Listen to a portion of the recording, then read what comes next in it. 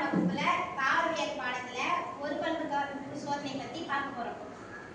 அதுல வந்து 2 நெட்டை தாவரம் எடுத்துக்கிறோம். Capital D capital D. 2 குட்டை தாவரம் எடுத்துக்கிறோம். Small T small D.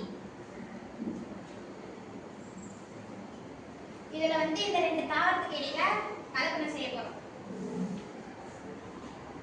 நெட்டை தாவரத்துக்கும் கேபிட்டல் டி, குட்டை தாவரத்துக்கும் ஸ்மால் டி, இதுல ரெண்டுத்துக்கும் ஃபர்ஸ்ட் கலப்படம் செய்யும்போது கலப்புற்ற நெட்டை கிடைக்கும். ஒன்னு வந்து கேபிட்டல் டி, ஒன்னு வந்து ஸ்மால் டி.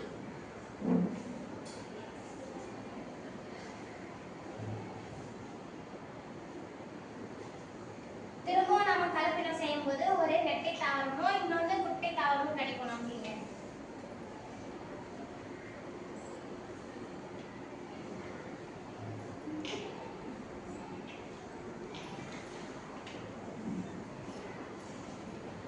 இது வந்து கலப்புற்ற நெட்டை. இப்போ முதல் சந்ததி வந்து ரெண்டுமே நெட்டை தாவரம் தான். ஏன்னா இதுல குட்டை தாவரம் வந்து மறைக்கப்பட்ட பண்பு.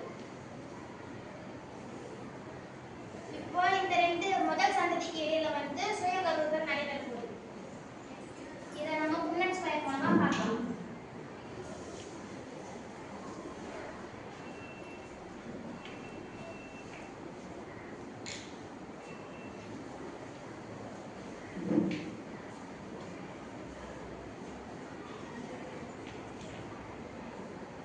இப்போ புன்னட் ஸ்கொயர்ல வந்து நம்ம கலப்படம் செய்யும்போது நமக்கு இங்க வந்து கேபிட்டல் டி, இங்க ஸ்மால் டி, அதாவது நெட்டை தாவரம் குட்டை தாவரம். இங்கும் கேபிட்டல் டி, இங்க ஸ்மால் டி, நெட்டை தாவரம் குட்டை தாவரம் கிடைக்கும். இதுக்குள்ள வந்து நம்ம கலப்படம் செய்யும்போது இந்த நெட்டை தாவரம் கலப்படம் செய்யும்போது நெட்டை தாவரம் கேபிட்டல் டி, நெட்டை தாவரம் கேபிட்டல் டி கிடைக்கும். அதனால இது வந்து தூய நெட்டை தாவரம் முதல் கலப்படத்துல. இரண்டாவது பண்ணும்போது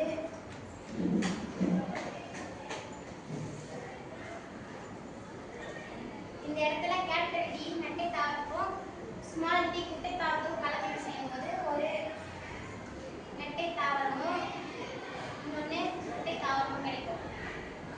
இது வந்து கலப்புற்ற நெட்டை. திரும்பவும் இங்க குட்டை தாவரம் ஸ்மால் டிக்கும் நெட்டை தாவரம் கேபிட்டல் டிக்கும் கலப்படம் செய்ய போறோம்.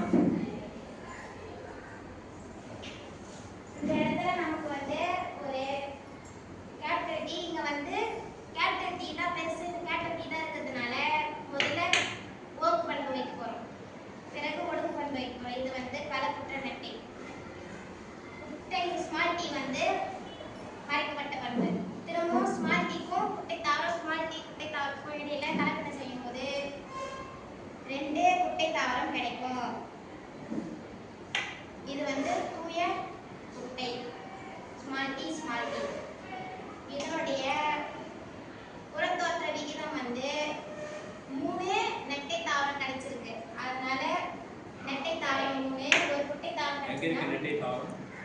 இது ஒரு கலப்புற்ற நெட்டை, இதுவும் கலப்புற்ற நெட்டை, இது நெட்டை. இதுல எல்லாத்துமே நெட்டை இருக்கிறதுனால 3 நெட்டை தாவரம், ஒரு தூய குட்டை தாவரம் கிடைச்சதுனால இதனுடைய புறத்தோற்ற விகிதம் வந்து 3:1. இன்னொன்று வந்து மரபணு வாக்க விகிதம் வந்து தூய நெட்டை 1 தான் இருக்கு. அதனால 1ம் கலப்புற்ற நெட்டை வந்து 2 இருக்கு. இதுல 1 இருக்கு, இதுல 1 இருக்கு. ஏன் கலப்புற்ற நெட்டைன்னு சொல்றோம்? இதுல வந்து குட்டை தாவரம் வந்து மறைக்கப்பட்ட பண்பு இருக்கும், குட்டை இருக்கும். ஆனா கலப்புற்ற நெட்டை. எத்தனை இருக்கு கலப்புற்ற நெட்டை?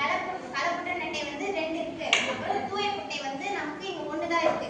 ஏன் இது வந்து தூய குட்டைன்னு சொல்றோம்? ரெண்டுத்துலயுமே குட்டை தாவரம் தான் இருக்கு. ஸ்மால் டி அதனால இது வந்து குட்டை தாவரம். மரபணு வாக்க விகிதம் எவ்வளவு? மரபணு வாக்க விகிதம் வந்து 1:2:1. இது வரைக்கும் அழகா ரொம்ப விரிவா சூப்பரா சொன்ன 12th A2 மாணவி காவியாவுக்கு வந்து நம்ம அனைவரும் சார்பாக